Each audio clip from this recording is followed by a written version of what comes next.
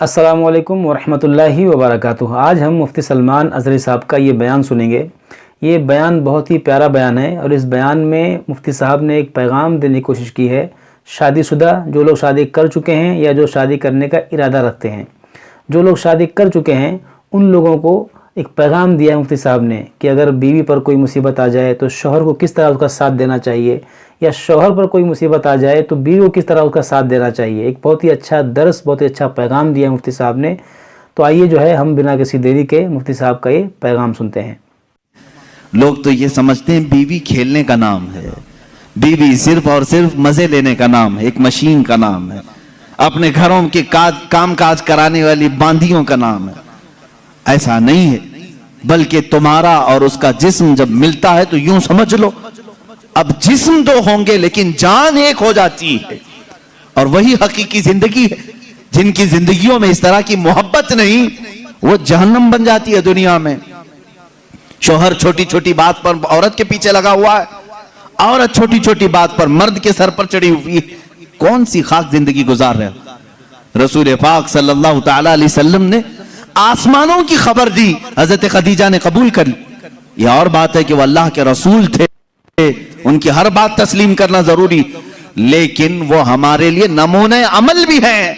अल्लाह ने कुरान में हमारे लिए फरमाया, तुम्हारे लिए रसूल की जिंदगी सबसे बेहतरीन नमूना है, आइडियल है। औरतों को चाहिए कि उमा खदीजा के अखलाक को सीखें, अपने शौहर के साथ कहां कहां खड़ा होना चाहिए। और मर्दों को यह चाहिए कि अपनी बीवियों की मुआसात, उनकी गम के मुतालिक उनके हालात की खबरगिरी कैसे किया जाए। जब बीमार हो जाए औरत तो तुम्हारे ऊपर यह फर्ज है मेरे अजीज कि उसकी तीमारदारी करो। आज कितनी बुरी रस्म है, कितना बुरा रिवाज। जैसे औरत बीमार हो जाए उसे भगा दिया जाए, जाओ अम्मा के पास, मायके में चली जाओ, जब ठीक ठाक होना तो आ जाना। तुमने उससे जो कबीलतू कहा था, निकाह में कबूल किया था, क्या सिर्फ अच्छी अच्छी चीजें कबूल किया था?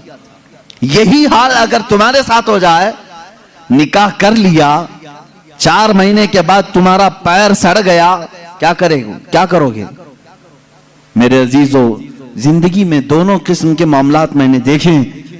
बाज वो औरतें हैं जो अपने मर्दों की माजूरी के जमाने में भी उनके साथ लगी रही और वो जन्नती औरतें हैं। और इसी तरह बाज वो मर्द हैं जिन्होंने औरतों की बीमारी में भी उनका साथ दिया। मैं जानता हूं ऐसे मामलात।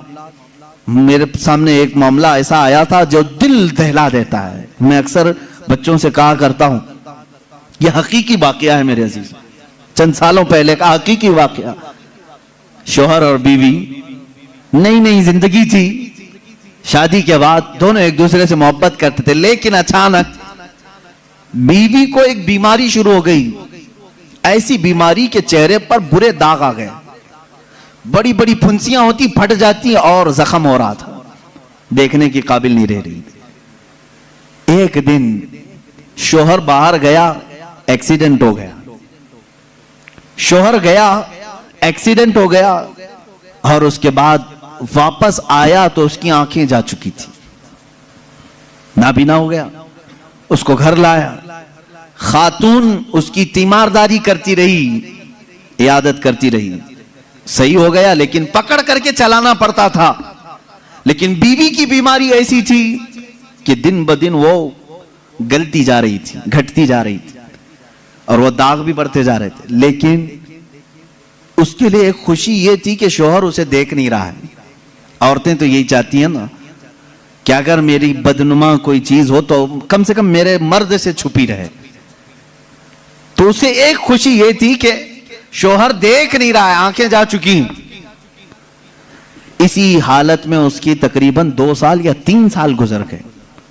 2-3 साल के बाद औरत को डॉक्टरों ने कहा भी था कि ये बड़े खतरनाक मर्ज में है, इससे इलाज मुश्किल है, इसका इलाज मुश्किल है।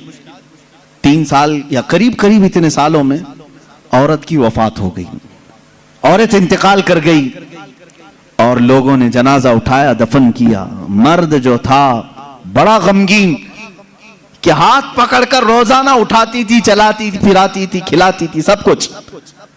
जब जनाजा चला गया, लोग आए, तो देखा कि मर्द खुद से अपने घर में अंदर जा रहा है, बर्तन ला रहा है, गिलास ला रहा है, खुद से सारे काम कर रहा है, कोई पकड़ने वाला नहीं, सब चीजें। मोहल्ले वालों ने पकड़ करके कहा तुझे सब दिख रहा है? उसने कहा मैं कभी अंधा हुआ ही नहीं था, मैं कभी अंधा हुआ ही नहीं था। 3 साल से तो सिर्फ मैंने अंधा होने का एक बहाना तलाश कर लिया था, सिर्फ इसलिए कि मेरी बीवी ये सोच रही थी कि मेरे चेहरे पर बदनुमा दाग है, मेरा शोहर मुझे कहीं छोड़ ना दे। मैंने उसकी फीलिंग को बरकरार रखने के लिए अंधे होने का नाटक किया था, और वो इस दुनिया से खुशी खुशी गई है। बस मुझे इतना एहसास है दुनिया में वो मर्द भी है जिन्होंने अपनी औरत का दिल रखने के लिए 3 साल तक नाबीना होने का एक ढोंग किया, सिर्फ इसलिए कि उसका दिल ना टूटे। बाज बीमारियां ऐसी होती हैं, उनसे तुम सरफे नजर कर लो, कतई नजर करो। और अगर तुमने सिर्फ खूबसूरती देख करके शादी की तो तुमने किसी नफ्स या किसी जान से नहीं निकाह किया, तुम तो सिर्फ और सिर्फ हुस्न से शादी की। यह हुस्न 4 दिन 5 दिन के बाद खत्म होगा, तुम्हारे तबीयत की और बहलाने की चीजें खत्म हो जाएंगी, तो फिर नाचाकी ना इत्तेफाकी बढ़ जाएगी। मोहब्बत जिस्म से नहीं रूह से होती है। मोहब्बत उसके चेहरे के सपाट होने से नहीं, उसके अखलाक व किरदार से होती है। बहुत सारी औरतें वो हैं जिनकी आदत से तुम मोहब्बत करो, उनके अखलाक से मोहब्बत करो, उनके किरदार से मोहब्बत करो, फिर देखना उनका कालापन कभी तुम्हें एहसास भी नहीं दिलाएगा, कभी उनका भौंडापन भी तुम्हें एहसास नहीं दिलाएगा, अगर अखलाक की खूबसूरती उसके अंदर हो। ये मर्दों के लिए जरूरी है मेरे अजीजों। अल्लाह के नबी सल्लल्लाहु तआला अलैहि वसल्लम ने जो हुस्न सलूक अपनी खानगी जिंदगी में अपनी अज़वाज मुतहरात के साथ किया, मैं चैलेंज के साथ कहता हूं पूरी दुनिया में उसकी मिसाल कोई नहीं पेश कर सकता, कोई नहीं ला सकता। रसूल पाक सल्लल्लाहु तआला अलैहि वसल्लम ने अपनी हर ज़ौजा के साथ जो हुस्न सलूक फरमाया, यहां तक कि अल्लाह ताला ने आयतें नाजिल फरमाई कुरान में अज़वाज मुतहरात के अदब के लिए। वइज़ा सअलतुमुहुन्ना मताअन फस्अलूहुन्ना मिन वराइ हिजाब। ऐ लोगों, जब कभी तुम रसूल की बीवियों से कोई चीज मांगने जाओगे, पर्दे के पीछे खड़े रहना। हुजूर की औरतों के बिल्कुल मुकाबिल आना जायज नहीं, जबकि वो पूरी उम्मत की माएं हैं। कुरान कहता है वो तुम्हारी उम्महातुकुम, वो तुम्हारी माएं हैं। अल्लाह तबारक तआला ने मोमिनीन की माएं उन्हें बनाया है। अजीज़ान गिराम वक़ार, रसूल करीम सल्लल्लाहु तआला अलैहि वसल्लम की ये अज़्ज़वाजी जिंदगी।